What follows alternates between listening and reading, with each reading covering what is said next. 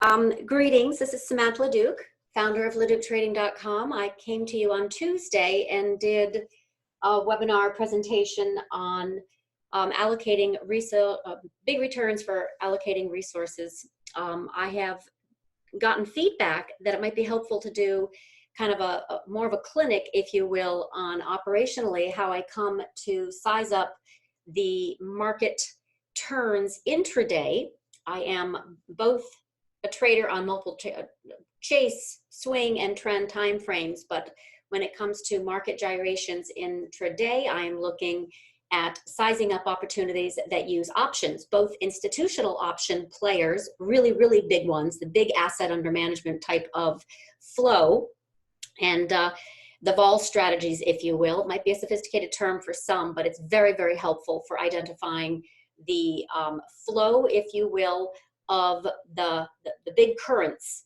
And then, of course, layered on top of that are lots of sector rotation moves and individual stock moves, and trying to anticipate direction, long, or short, I don't care, and using option activity, unusual option activity underlying flow as a tell to see where market participants are basically adding, subtracting, hedging, etc. But basically their sentiment. So I use it very much as a sentiment reader, and then I compare it with a chart. I'm a technical analyst. Pattern recognition is my thing with volatility, and I overlay all of that and use options as a way, both institutional and retail, to identify an edge. So with that, this is my company, and I have a website. You can check that out at your leisure. I do provide a live trading room, brokerage triggered trade alerts, newsletter. I actually post every single day. It's pretty intense writing schedule for me. I'm going to move my little thing here. Thank you, out of the way. In regards to sizing up the market on lots of different levels, meaning the macro backdrop, as well as fundamental, as market moving news, technical, intermarket. And the reason I do all that is because, one, I'm really into it, I'm fascinated by it, but also I trade for a living and I support clients who do the same. So this is for professional retail clients as well as institutional clients. And again, I said my focus is actually anticipating volatility, inflection points that move a market, stock, currency, commodity, interest rates, I don't care. I'm very interested because they're related. Bonds, credit market, equities, currency for sure. So I'm using this as a backdrop, if you will, to identify the trend. And it could be on a hourly chart. And we'll get into how I look at basically the option flow and the chart read, technical read, to identify when to enter and exit a trade. So this is my thing. I kind of operationalize this understanding of the macro and also the institutional for retail level trades, if you will. And that's my thing that I talked about kind of at length on Tuesday, was how I time market tops and bottoms. And I also admitted to this is a lot easier to time tops because they're distributive in nature, and I can identify lots of divergences under the surface, meaning distribution of money flow, intermarket relationships, which take time to form, and they can show weakness or strength. I can, get into this. You can go back and look at the video, in fact, which I think David did a great job of presenting kind of a one-stop shop for everyone's, day two. And I'm actually right up at the top, so I was the first presenter. So you can see my video from Tuesday, audio as well. That's really great coordination, David. I appreciate that. So for today, I wanted to get into this idea of how, if I'm so kind of multidisciplinarian, focused on lots of different ways to size up a market, from the big picture to the micro, the macro to the micro, what am I looking for in particular? So that was just from the other day. One in particular is this institutional level flow. Okay, so there is this, the quant, if you've heard of that particular emphasis, if you will, is a structural force, you know, under the surface. It is very, very, very much a structural force of size.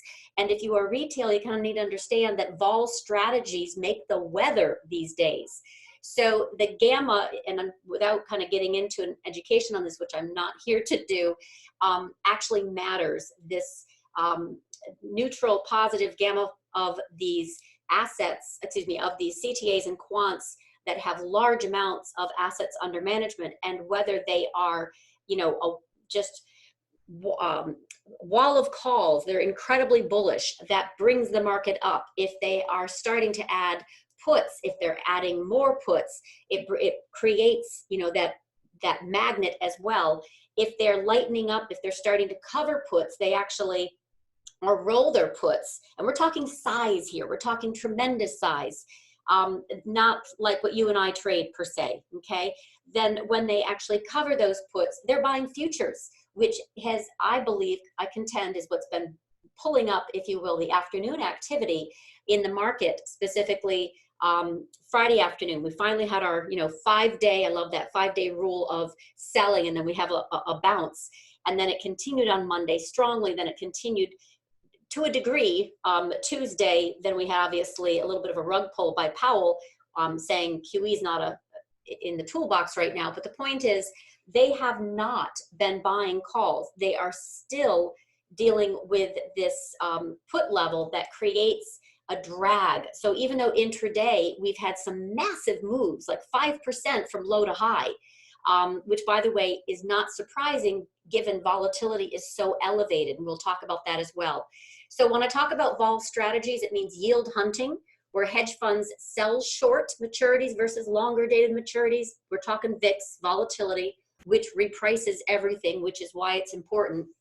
And they collect the theta decay.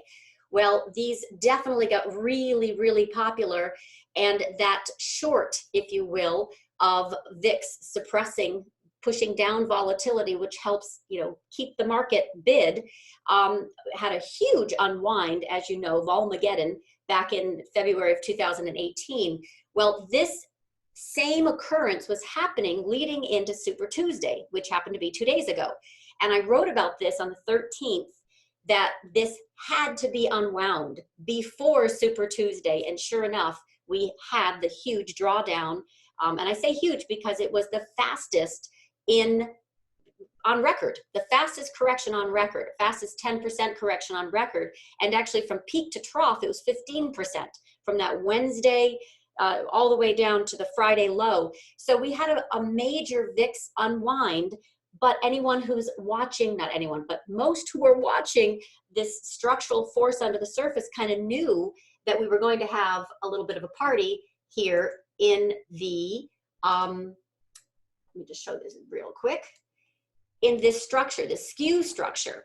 So this was the absolute suppression of volatility that had to be unwound, and we did have that event last week. And we still, by the way, have volatility bid, and a lot of that has to do with the underlying structure of gamma. So this is a note that I wrote for clients on Friday, and why it mattered is because we had done some of that unwinding into Super Tuesday.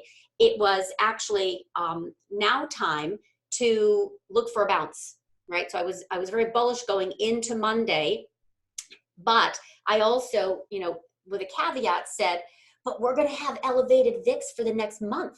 It's going to stay, it has to burn out, kind of like coronavirus almost. It is going to be a major force in our option pricing. So for example, calls and put IV, this, I don't know if you're, hopefully you got some options trading lingo under your belt, but this is the implied volatility. And when VIX is suppressed, is low, right, when we had the 12 on the VIX, then it's very low IV often in your options. The S&P, for example, if you trade indices. So it is now very elevated, and it's going to stay elevated because we printed a 50 in VIX. So now, this is the important part. Before, a 1% move in the SPX translated to a 16% implied volatility move, okay? As soon as we hit 50, not 12, but 50 in the VIX, that means the upcoming month options are priced as if SPY will move 2% per day. Guess what we are doing right now? Moving 2% a day, aren't we? Intraday, it's much more. But you know, we're closing up 2%, we're closing down 2%, in some cases 4.5%, depending on, you know, what's happened intraday. But the point is, versus 0.68% per day. So it's going to be harder now to make outsized returns, that explosion, if you will, of IV if we have elevated IV. So one of the things that I suggested was to, you know, call spreads and put spreads and the rest, but this is definitely a big deal, if you will, in regards to how an options trader identifies the, you know, best option strikes and time, how much time we add into it. Okay, actually, I don't want to get into that right now. So, for example,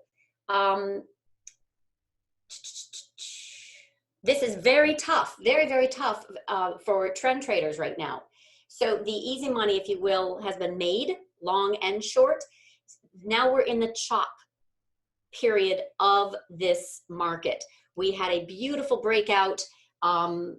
Obviously, if I can find my chart again, here it is. You know, we have this fabulous, this is on a weekly. This is the S&P on a weekly. Okay, this is a day, and this is an hour chart.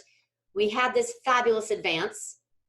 We tagged the 10-week. We came back and looked like we might break it. We didn't. We were saved. Third time, we just cleared right through it. This purple or magenta line is actually the 100-week, and down below is the 200-week. And why I say the 200-week is because it's pretty important. We've been here before. So 2016 is where we actually found support for the S&P and moved much higher into the January 2018 high. This is Christmas Eve Massacre. We tagged it again. Really important. That was a V-shaped because we were also through the quarterly, which is a major support level. But I don't think we're going to have, I know people are talking about 2008. They're talking about a V-shaped recovery. I don't think we're going to have either. I think it's going to be its own thing, but it's definitely, in my book, not going to be V-shaped. So we come back up here to 32.25, wouldn't surprise me, but moving higher into this gap down would very much surprise me. And right now, the quant or the gamma work that I do on a daily basis is saying, yeah, we don't have that. What we have is weakness, actually. And let me show you what I wrote for clients this morning, just to kind of give you that. Oops, I don't want that. Did that wrong. So this morning I was, you know, again, I kind of look at this. First of all, what's the market doing? Direction of the market matters. And then sector rotation, and then individual stocks. So this morning, futures were testing 30.50 after a really nice, strong, you know, move yesterday. And that's what this chop is all about. Bring you in and then dash you up your hopes against the rocks. But this is definitely under the surface very, very weak. So this morning it was very clear that we needed to stay above, you know, 30.28, or we were heading lower. And the intraday moves have been very common now. So we kind of typically head higher in the afternoons, and that's where I contend the quant crowd, if you will, the vol strategies are buying futures. They're rolling their puts or adding or closing puts. But this is going to be a theme, not just this week, but I think into options expiration next week as well. We might actually head higher into options expiration as they roll those puts. So anyway, the gamma levels in vol strategy programs right now are negative. They're important because that tells us that there are puts that they're adding. And I'm, again, talking about the vol strategies that have, you know, major money under management, but they're not buying calls. So where are the calls? That's the bullish stuff we want. That gives us, if you will, kind of the wind behind our sails to go in and have a directional move. So that move that we had from October, November breakout until 2 weeks ago was with the current. We were not fighting the current. These vol strategies were buying calls, rolling calls. That's bullish. So it's easier to stay long, especially if you're a swing or a trend trader, when you have that knowledge and you kind of just ride it, right? So now we have a different situation, very different. That's not what's happening. So we don't have a wall of calls that keep building up and building up and building up. They actually had to de-risk last week. They had to unwind that VIX skew last week into the Super Tuesday event and into options expiration, which is coming up, mostly the Super Tuesday. Coronavirus is, of course, creating even more uncertainty and why the hedging activity. But it is that hedging activity that's keeping volatility bid. And it's going to take time to burn through it like a virus. So it can spread quickly, meaning it's risk-off trades. They're still bid. You can look at bonds, you can look at gold, you can look at volatility, and to a degree, I joke, Apple and Microsoft, right? That's where folks have been hiding out. They have not fallen as much as the other ones. Yesterday and the day before, dividend plays are picking up because they actually return a yield that's better than our treasuries. The coronavirus watch list of vaccine providers and hazmat suits, that's obviously right now all the rage, lots of speculation there. So when these reverse, these tells reverse, I'll have a better feel and confidence that the market actually is stable enough to go long for more than just a trade. In the meantime, it's a chop zone. There's a lack of calls. It means there's weak support. The rug can get pulled anytime. So re-risking is adding more risk. It's bullish, and we can see it in option flow at a gamma level. Closing and covering puts, buying futures, that's bullish, but it's the degree of, right? And so right now it's just been really the end of the day. Can we get that for 2 days in a row? Can we get that for 3 days in a row? Can we get over some of these key levels, right? Like 3150 and 3225. So we've got some levels in the SPX, which we really need to get above to have support that we're going to head higher and not have this rug pull. Does that make sense? So that's unfortunately not what's going on. They're re-hedging. It's bearish. They're adding, this fresh dealer selling on top of already negative gamma. It expands the price distribution down. So this is one tool in the toolbox, but it is the backdrop. And I kind of put that out there because it doesn't, impact. I shouldn't say it doesn't impact. You might think it doesn't have anything to do with like a short duration trade, right? I chase 1 to 3 days, swings 1 to 3 weeks, trends 1 to 3 months. But yeah, it really does matter because I want to be in the direction of the trend. I want to be swimming in the current, not against it. So that's really why I bring that out as far as what is this deal of options. And I know you probably thought I was going to talk about unusual option activity. Well, this is let's just say the grandparent of options, right? Is this flow of vol strategies. And then we have, let's just say, institutional option flow, which is large size. Like someone today put down a $14 million premium on win calls in September. That's pretty big size. That's typically not your individual retail, right? So, and then there's just the child, the small smattering of option flow that comes in, and we'll talk about that. So let me put this away and show you what I mean by that. All right, so we talked about, let's just say respect the grandparents. That is the big institutional flow under the surface, okay? Now, sector rotation, where is it going currently? You can see it in bonds, right? This is TLT. You can see it in gold. It's staying up, it's trying to move higher. There's no question. You can see it in volatility. We're still elevated from this breakout. It's not going down. It will eventually, there's no question, but as I mentioned, we have a lot of fear in the market, and we also have a lot of dealers that are not covering and going long yet. So this is going to stay elevated. Now, this area of individual stock plays, you can look underneath it. By the way, here's an example of VIX. I don't want to leave this chart just yet. One of the things that I show for clients, okay, is this idea of multiple time frames. And I use this very much in the same way I just said. The grandparent, which is the weak, has the respect, the most respect. The parent, the child, that relationship. I like to see multiple time frames, and I trade accordingly. Chase our day, my swing trades, I look at a day. My trend trades, I look at a week. And right now, this is still in trend pretty darn strongly. So when I'm looking at the option flow, even in VIX, you can see what I mean. If you look at an option platform, you will find this thing called open interest. Now, I happen to be able to, in this charting platform, I don't use this to trade, I use it for charting. I can do custom programming to create scans and conditions and watch lists and all the rest in one place. I like that. And I can also import the option data. But my point is, you can see the hundreds of thousands of contracts that are in this product. You can do it for any product. So what I like to also look at, especially for chasing intraday, is, and positioning and sentiment, what are they doing today? Volume is what's just come in today. And you can see they're coming in with some pretty big levels still.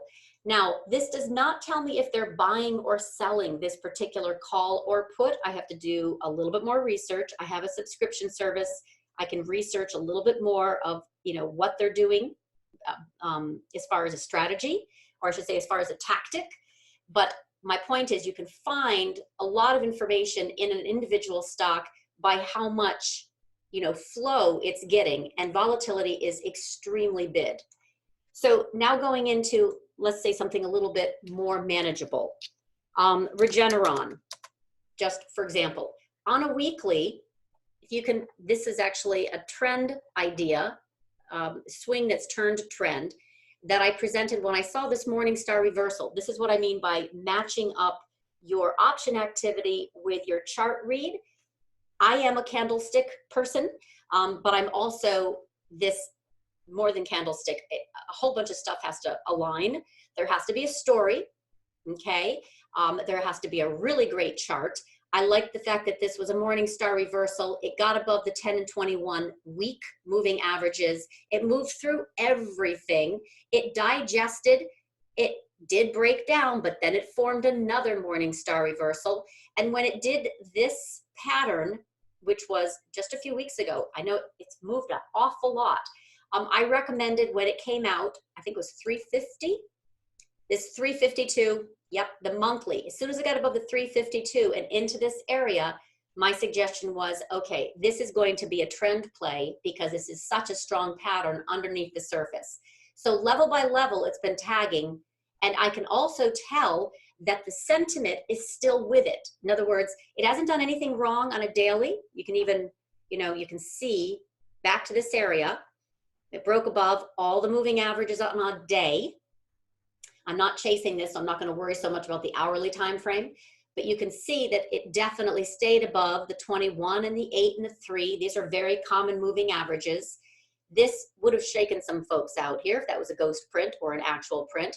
But the point is, the option flow has also continued to be bullish. You can see that it has not only advanced in price, okay, from this 350 area where it broke out, gapped above, but every day it has gotten call buying very strongly. We had one day with a bearish engulfing, didn't last very long, and it shot up, and we are right still moving higher, 495 this morning. So option flow is one thing to keep me in a trade. If I see anything really big and ugly that's come in, I'm going to think, okay, they're really selling a whole bunch of calls, so they think it's going to slow down. Or maybe before an event, earnings comes in and they're hedging. Maybe there's a news item. I don't know. But I can see that there's nothing but calls here. So that tells me that this trade is still working. Stay. Right? Long and strong. This is, again, a tool to use. Now let me back up to Gilead. This is another one, which happened to be, ironically, the Friday, the 31st, before this popped up. I saw that this was going to be used as a test in China for coronavirus. Saw that news item. I run a live trading room, so hence this is why I, am spying market moving news. And it has been in this incredibly long digestion, if you will, for a few years of trying to form a bottom, specifically the past year. It's just been lost money. It's been, a value trap. Well, that was news. So I didn't feel like, oh, we missed it. No, because it was actually the following week when I suggested a financed call spread, which is basically buying a call, selling a call. I happen to recommend a 70 by 80 for April, and selling 62.50 or $65 puts against it. It finances the cost. Now, there's a premium involved. It happens to be a debit, so it's not a credit, but that gives time for this to work until April or until 80 is tagged. And you can already see that this almost tagged 80, came back viciously, but that finance call spread is okay. So that's the funny thing about it. For even on this day, even if it wasn't purchased here, it cost $1, it's now $4.50. So that was an April swing trade based on this chart, based on the call sentiment. It was not even there yet. There was not call buying. It was too early. Now look at it. If you can see, do you see, like, you got to go all the way back down here. They could honestly be selling those 62.50 puts, because that's exactly the strategy that I suggested, a few weeks ago. So my point is, this sentiment is still wicked strong. So whether it's trend play, whether it's swing play, I can tell if the sentiment, not just the chart, right, but the sentiment is still bullish by looking at option flow. Does that make sense? Oh, get chart, hold on. Oh, not for me. Okay, I missed that. All right, so the sentiment flow is one way that I use options.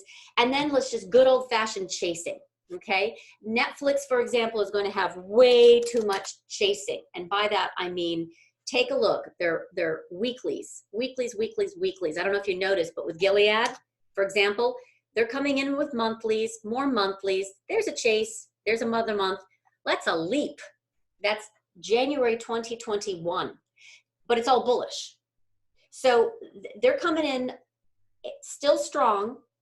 They could be late, but my point is that is one way to kind of keep in the right trades. Netflix, they're chasing this every single day. It's a lot of fun. You can get just 1% move and have a 50% option gain. So the chasing with weeklies, especially when you get into a Thursday, Friday lotto situation, is also a lot of fun. But following option flow isn't so easy because their time frames are much, much smaller. So they're not, you can clearly see they liked Netflix this morning, maybe not so much right now because it's pulled back, but into tomorrow, maybe there's a sentiment that we're going to be bullish, and Netflix has been very strong in this down market. It didn't break the trend line. So there's lots and lots of chasing going on in these momentum stocks. So it's a little bit different than using option flow for finding, good trend and swing trades. Another one, for example, is LK. So LK is Chinese coffee company that has been it's been an IPO, but it's also been kind of a love child of some fundamentalists who say this is a value great value, even though China's having trouble with the coronavirus and such, and their economy, that this is just an untapped market, and it's going to be a fabulous, fabulous play, fundamentally speaking. So you can see where this broke out, this IPO, recent IPO name. I've traded this a lot. It did break the 10 week. It came down to the 10 and 21. Excuse me, the 30 and 21. It gyrated kind of sideways for a few weeks. It's trying to break out, and then it really did make an effort just today, actually, to get above 41. So we have been spying this anyway because it's been strong relative to the rest of the market, looking for pockets of strength, looking for potential, breakout, even if it's just intraday. And sure enough, today, this started to get a lot more play. Now they're chasing. They're doing just what I'm doing. They're looking at a perfect example, a $42 call, which at the time, 2 hours ago was a little over 40, and it's up 260% intraday. So when you look at the option flow by volume, and I sort from, the most to the least, I'm only interested really in the most because that shows kind of commitment. They're smart ones are maybe going in the money, and they're paying up, right? It opened at 675. It hasn't made so much money, but it's it's safer. It doesn't have such a big loss if wrong. But these folks are definitely, cowboys, cowgirls, and this is a breakout in the potential making. It's something that they probably are going to have to roll into next week, or take their profits soon if it goes right back against them, whatever. This is another way of using option flow to identify some great chase candidates. And this is a smaller one because you can notice with Netflix, right? You got tens of thousands of contracts in weeklies versus LK. You have thousands of contracts, mostly weeklies. But the ones that are coming in and positioning, you can see Gilead, they're coming in for April, right? And for leaps and also monthlies. They're not doing so much of the weeklies. And it does have weeklies. They're just not as excited about that. They're more taking a position, a swing trade or a position trade in something like this. So another would be Ego. Ego is actually a gold mine. And this was one that I had recommended before it actually broke out on earnings, and have no edge on earnings if it's going to go well or not. But the particular trend line, wedge, and Morningstar reversal just looked like it had force to shoot up. Now from a chart perspective, this measures with a fib up to $14. Now it ran 8% at the open and kept running. It was at least 18% by the end of the day. Next week, it did a major pullback because we had a market that basically sold off everything, gold stocks included. Only thing that stayed bid were bonds last week.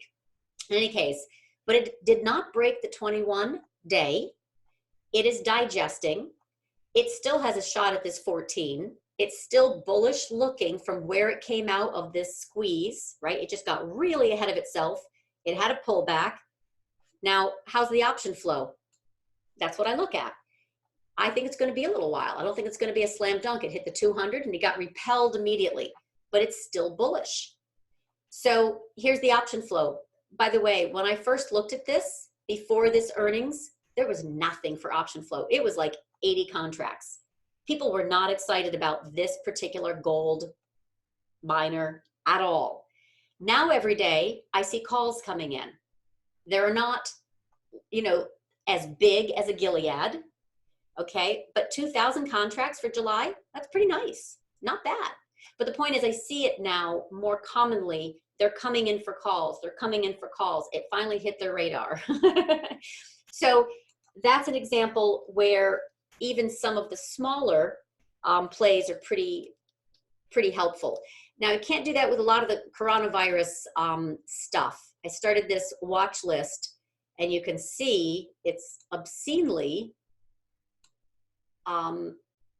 busy.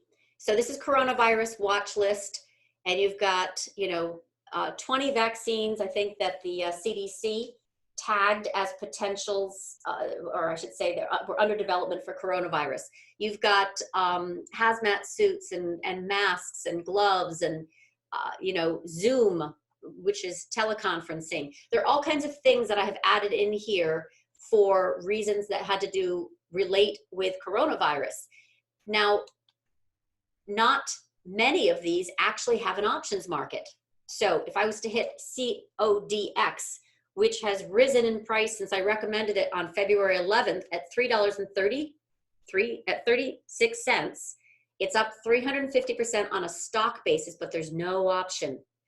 However, some of these have actually made a market. So literally, if they didn't have much in the way of options, they do now. This is the fascinating thing about speculation. If there is no options market, it's kind of a little dangerous. I should say no options market. It's hard to get in. The spreads are very wide. It's hard to get out. But once they actually get more participants involved in that stock, and you can see this is a gorgeous one as well. So it had the really nice pattern, and then it had, I think on 211, right here, 211, I recommended that before its huge breakout, as long as it held $3. So then it does one of these. But there weren't very many options. It was a small market, and now people see this price advance, 190% in very, very, very short time, and they come in and kind of like, build up that market. So I caution, don't go into a strike that doesn't have any liquidity. You won't be able to get out. But these are getting bid up, so they're getting more healthy, and because they're more liquid. Does that make sense? Okay. If you have any questions, like if you want me to look at any particular stocks, definitely let me know. I know that some of what I do is a little bit kind of more advanced in regards to the gamma stuff that the vol strategies, which might not have been on your radar, but I want you to understand that relationship, if you will, of who really moves the market. And then of course, the players that come in that are of size. For example, Wynn today. I don't know, what's up with Wynn? Looks terrible from a chart standpoint.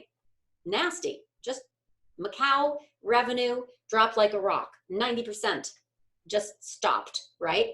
And 78% of Wynn's business is Macau. It's kind of a big revenue stream.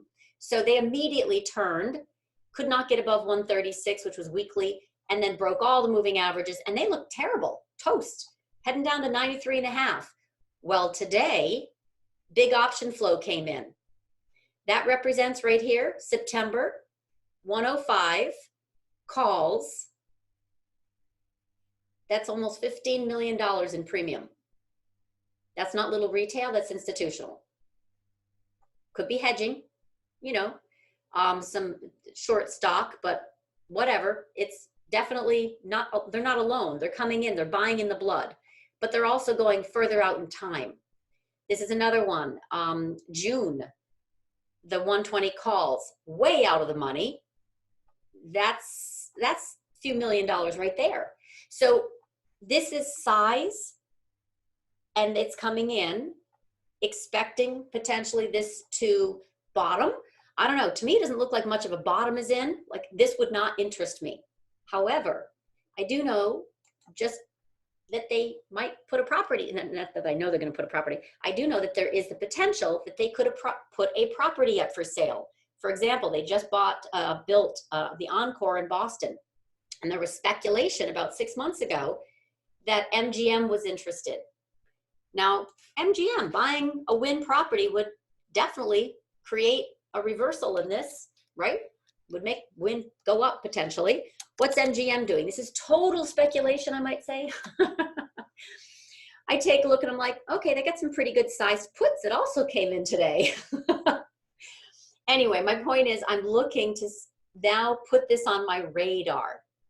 I'm not expecting, and this is, by the way, near dated, these 36 and what are they doing? They're rolling, trying to figure this out, but I'm looking at a large order that came in and trying to figure out what potentially is in the works. They're bullish for WIN and bearish for MGM. Want to keep my eyes open. That might be some interest. I want to see if more money, more option flow comes into that name. Personally, the chart does not interest me. Looks terrible. But I'm just letting you know that that starts to get my attention. Okay. Let's see if there's a question. Did you catch the first part? I talked all about SPX. So my biggest contention with this whole market, and I wrote this, where is it?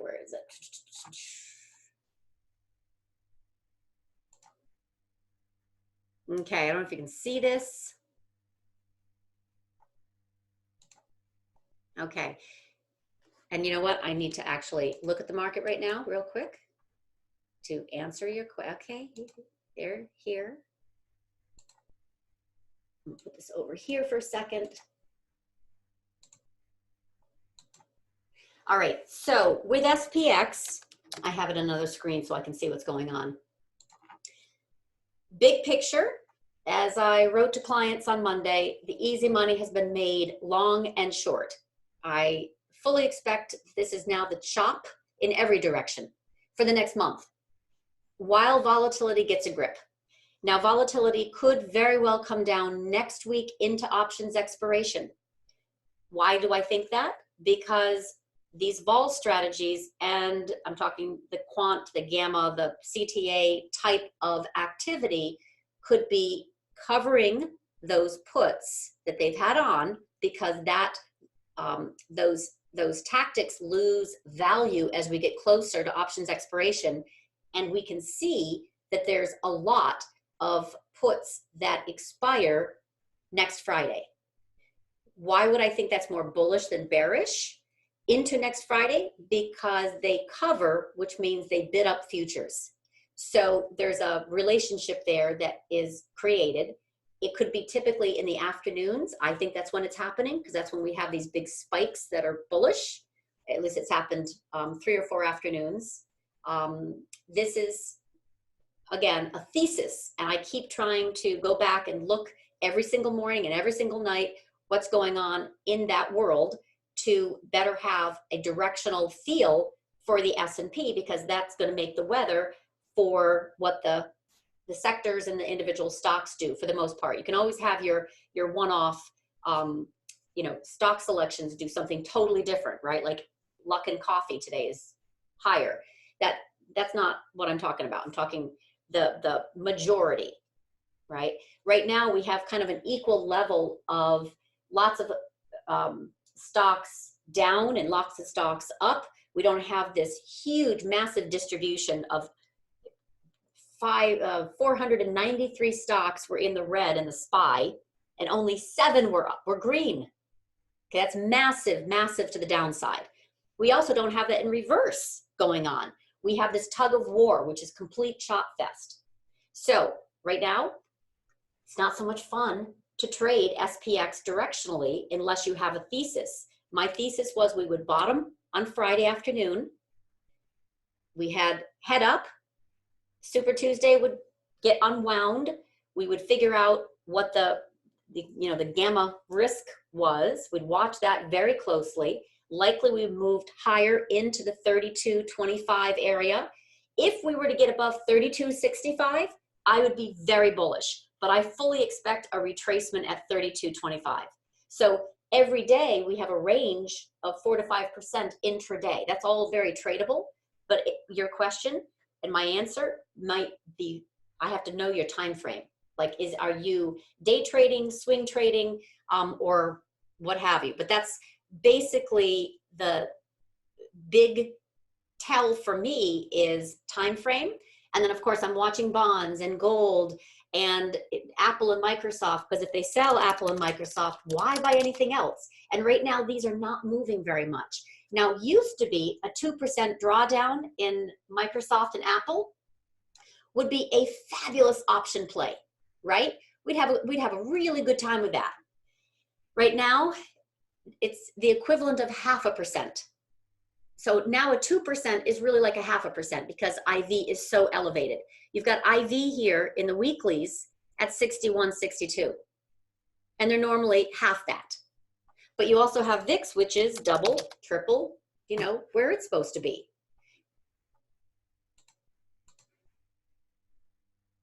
Ah, so you do fancy stuff too. Okay.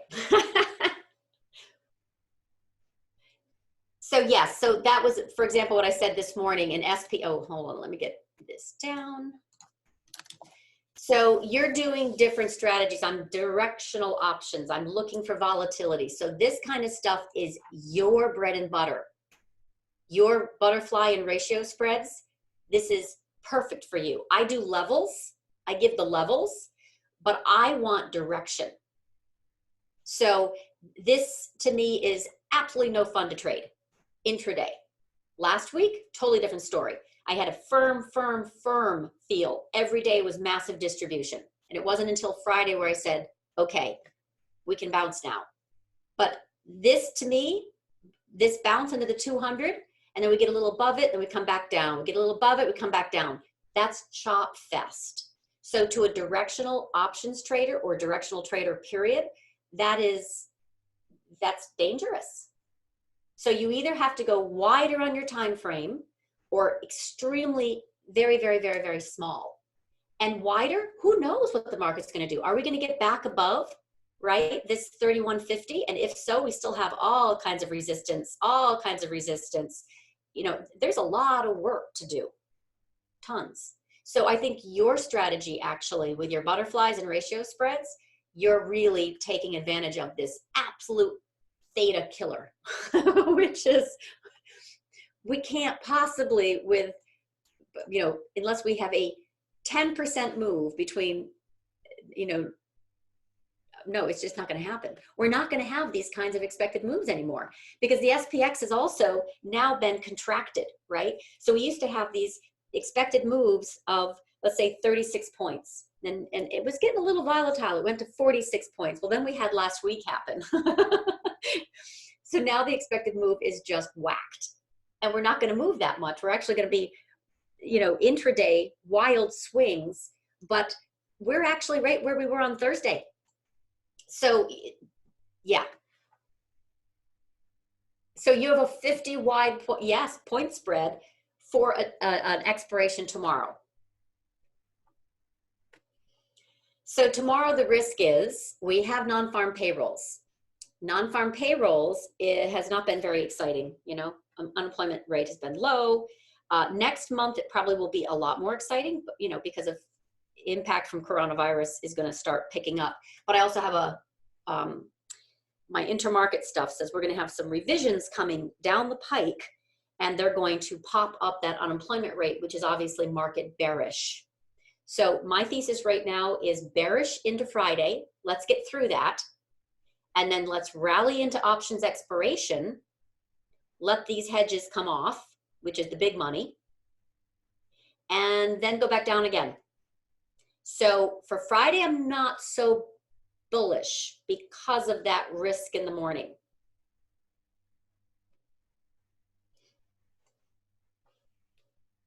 But intraday, yeah. All right, so I don't have much time left. I want to go over something real quick. I didn't realize. So I've talked about gamma. I've talked about how I use options to identify trends that are continuing and the sentiment that supports it. I've talked about chases and how sometimes stuff comes up. I'm not somebody who's going to see an option flow and go, ooh, exciting, let's go chase that like a squirrel. I have to look at a chart and I have to be convicted that there is, that's supporting my chart read. Does that make sense? So I'm not just going to be trading anything in options, especially around earnings. Oh my gosh, that's crazy. But a chart to me is very, very helpful when used in combination with the option flow. So I do trade small but frequently. Talked about this yesterday. I'm definitely more directional trader. I do like financed call spreads for the set it and forget it type of thing. I'm not this butterfly and ratio spread short-term trader for theta decay. So that's a different talk. I do have something I wanted to show you, which was if you kind of want some feel for the market, or I should say want some advice from someone who has a feel for the market, I am that consultant. I am that educator. I am that person who runs a live trading room with the commentary, with the trade ideas, 3 to 5 really good ones a day, and the reasons that support it. So in other words, what's moving, why it's moving, and how. And I also have 2 things that I wanted to let you know about, which is on my website, I have this free bait, which is underneath public blogs. I do offer up once in a while some membership stuff that's unlocked, so you can see how I approach the market. I also sign up for that. It's really easy. I do some occasional free posts, free videos, etc. Good stuff. I also have this new, and this is in large part to kind of celebrate women in trading and in finance, and both I am, right? I'm both in trading and in finance, and I want to promote this and encourage, elevate, attract women in to do more of this management of discretionary income, men too, of course, but on more of a larger time frame. So although I love to chase intraday and swing trade a few weeks at a time, there are people who really don't have that luxury, if you will, of sitting in front of their computer. Most of my clients are the ones that sit in front of their computer and trade actively and invest actively. So this is the coupon I wanted to kind of show you. My trading room with all of my, features and benefits, if you will, is $350 a month. This is an offer for $100 off. There is also a new product that I'm launching, which is more of the self-directed trading. It's twice a week, and I'm going to be going over the key trades that are working and why, like I just did, Regeneron, Gilead, there are obviously others, and how to position with options or stock, the low risk entry, where to set your stop, profit targets. And I'll be doing that twice a week on basically an hour webinar like this with clients, and that will be more for portfolio positioning. You got a stock that you're excited about, in technology, or maybe you're looking at this theme of coronavirus, but there's massive volatility in these coronavirus watch list plays, right? Massive. And that's very unnerving for a lot of traders, especially if they're not watching, right? Or they have way too much invested. So about position size and time frame. So this is my offer I wanted to put out there, which is more for the twice a week. Let's take temperature and do a really in-depth Q&A of select trading vehicles. That's what I wanted to position for women, but also for men, of course, to get them into this kind of environment of learning more about the market, what's moving, why, and how to trade it. Any last questions? And I'm sure this video will be up soon because David was just really on top of it. I also invite you to come on in and sign up for my Twitter handle. I have 2 actually, a macro and a micro. If the micro is more charts and individual ideas and kind of market tells versus the macro, which interests me tremendously. Yesterday, David sent out the announcement of where you can find the videos. You can see mine from yesterday, and it's detailed of how I approach, and more specifically, how I have come to be known as a volatility trader. And timing tops is a really big deal. I write every day. There is quite a bit that I'm seeing for inflection points. So that helps identify new themes. Like, for example, yesterday, dividend plays are just screaming higher. And it was very interesting because this kind of feeds into the theme of folks that are not in front of their computer, or might be really wondering, do I add now that we're on a pullback? If so, which ones are better? What about gold? I have very strong position and feeling about gold. So this is one of the safety trades, if you will. Gold will benefit. Fed announces more QE, higher deficits. Gold will stay bid. Geopolitical flare-ups, pandemic headlines, gold bulls are active. But yesterday, for example, I did a writing on dividend stocks on a tear, and these are basically hot because rates keep falling. And even though they are normally not safe, like LB Brands is Victoria's Secrets, their chart doesn't look so great, but their dividend yield is high. The point is there was an absolute rotation into low volatility stocks, and they were trading like momentum stocks the past few days. So this is an area where, believe it or not, we were chasing, but also swing trading like Clorox. It's also not just a dividend play, it's a low vol play, but it's also a coronavirus because of disinfectant. So it's kind of interesting what I am spying. And then of course, and these are large cap companies, low volatility typically, not all of them, but you know, a good number of them. And here's their trailing dividend yield and why they're getting bid up. So we look at structuring some of these plays for portfolios, but we're also playing them in the trading room because they're massive percent gains with great option returns. So hopefully that helps. And I wish you a great afternoon. I hope you check out my website, at least sign up for the free stuff. And hopefully you want to check out the trading room as well. I have a day pass for $25. That's really easy to come in and see what you got from me. And then of course, ask any questions there as well.